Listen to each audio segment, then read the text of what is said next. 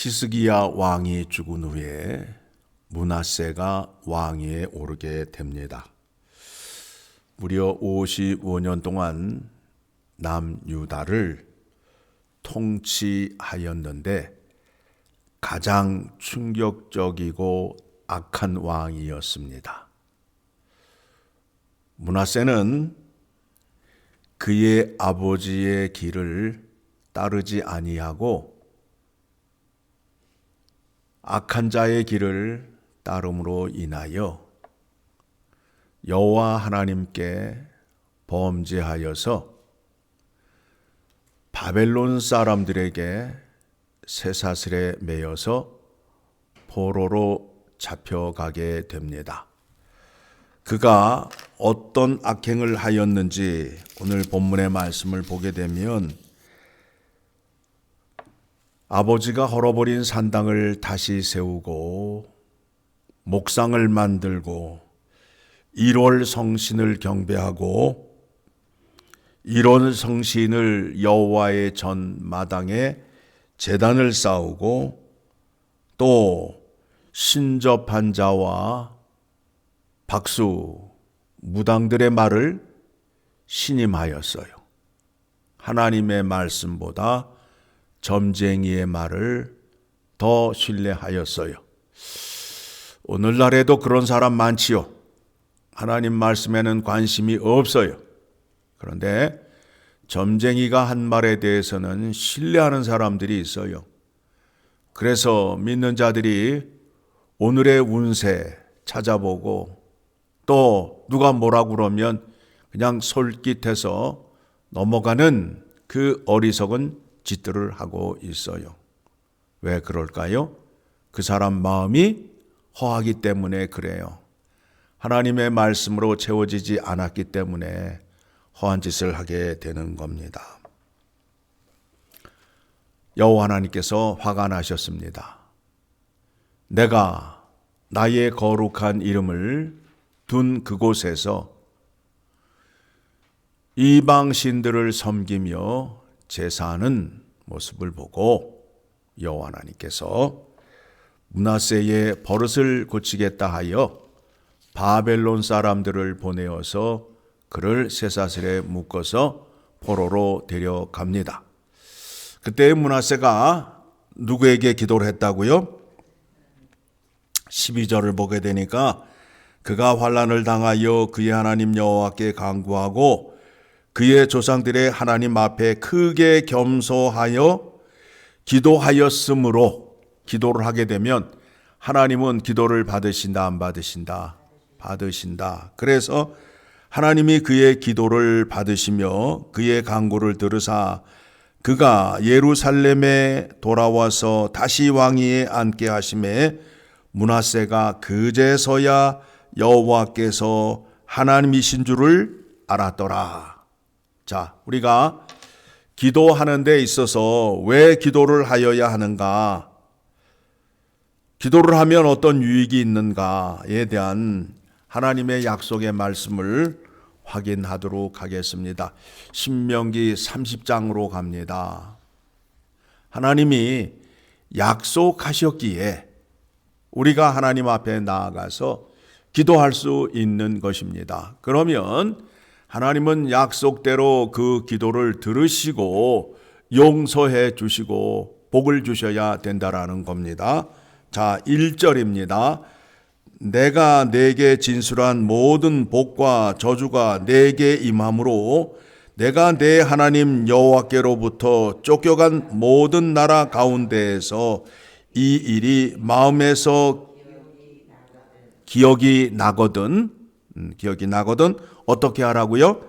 너와 내 자손이 내 하나님 여호와께로 돌아와 내가 오늘 내게 명령한 것을 온전히 따라 마음을 다하고 뜻을 다하여 여호와의 말씀을 청종하면 내 하나님 여호와께서 마음을 돌이키시고 너를 긍휼히 여기사 포로에서 돌아오게 하시되 내 하나님 여호와께서 흩으신 그 모든 백성 중에서 너를 모으시리니 내 쫓겨간 자들이 하늘가에 있을지라도 내 하나님 여호와께서 거기서 너를 모으실 것이요 거기서부터 너를 이끄실 것이라.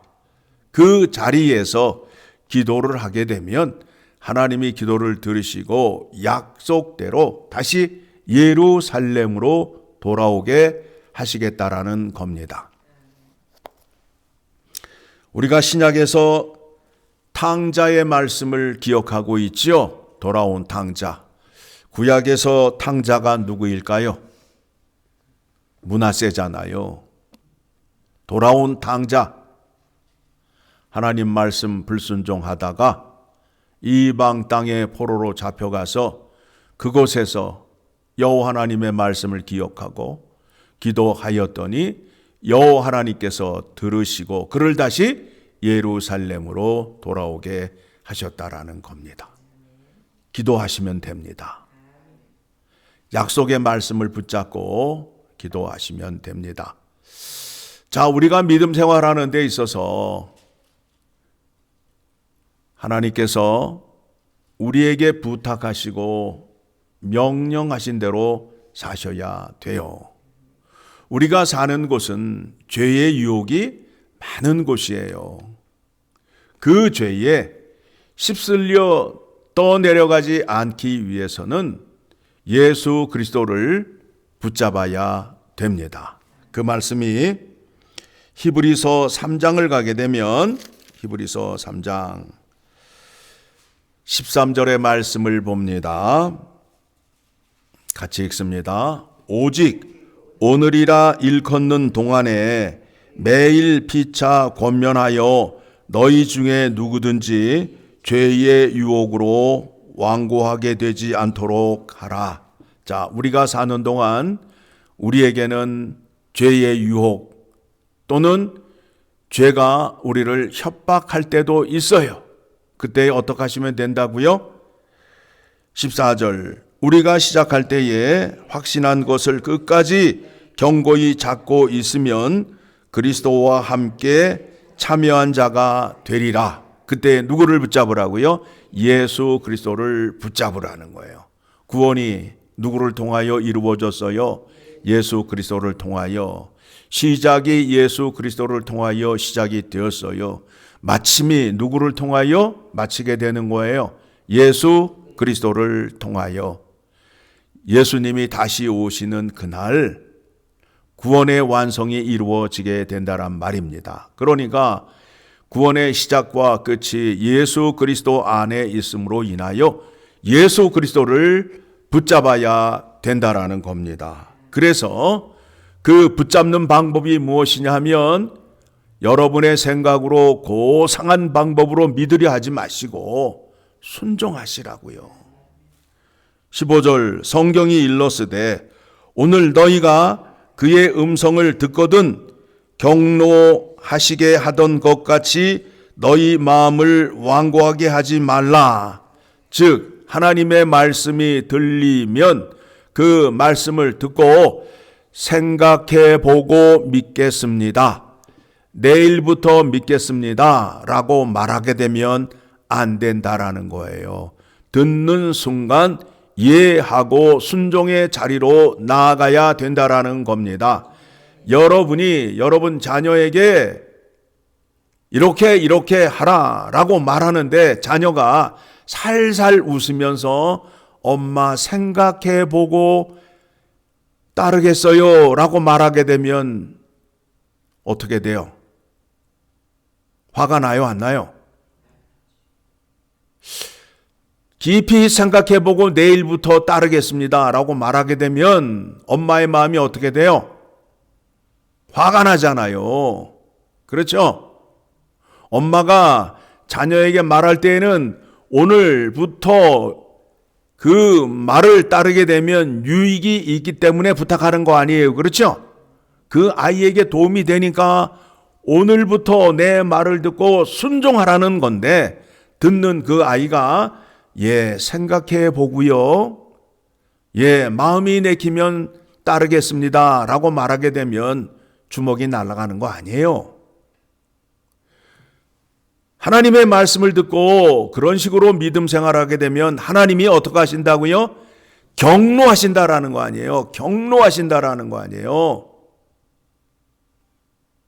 너를 구원하기 위하여 하나님이 사람이 되셔서 이 땅에 오셔서 십자가를 지시고 죄를 대속해 주시고 거룩한 길을 가게 하기 위하여 말씀을 들려주고 있는데 생글생글 웃으면서 자기 고집이나 피고 그러면 하나님이 화가 나신다라는 거예요. 그렇게 하지 말라라는 거예요. 왜 그런가 하면 오늘 본문의 말씀이 뭐예요? 므낫세 왕은 여호와 하나님 말씀에 순종을 했다 안 했다? 안 했다. 그의 아버지 히스기야 왕은 말씀에 순종했다 안 했다? 순종함으로 인하여 그는 복을 받았잖아요. 불순종함으로 인하여 어떻게 되었어요? 포로로 잡혀가게 되었잖아요. 포로로 잡혀가서 고생하다가 회개하고 다시 돌아왔잖아요. 다시 왕위에 올라오게 되었잖아요. 얻어 터지고 다시 돌아와 왕위에 오르는 게 좋겠어요? 아니면 하나님 말씀 잘 듣고 하나님께서 그 영광의 자리를 준 것을 잘 지키며 기쁨으로 사는 게 좋겠어요? 여러분 생각해 보시기 바랍니다. 하나님이 우리에게 부탁하실 때에는 누구 좋으라고? 여러분 좋고 하나님도 기쁘시게 하기 위하여 우리에게 부탁한다라는 것을 기억하시고 오늘 말씀을 들으셨으면 어떻게 하시라고요? 생각해 보고요. 즉각 순종하시라고요. 그렇죠? 즉각 순종하셔야 하나님이 기뻐하심을 기억하시고 믿음 생활 잘하는 여러분 되시기를 간절히 소망합니다. 기도합니다.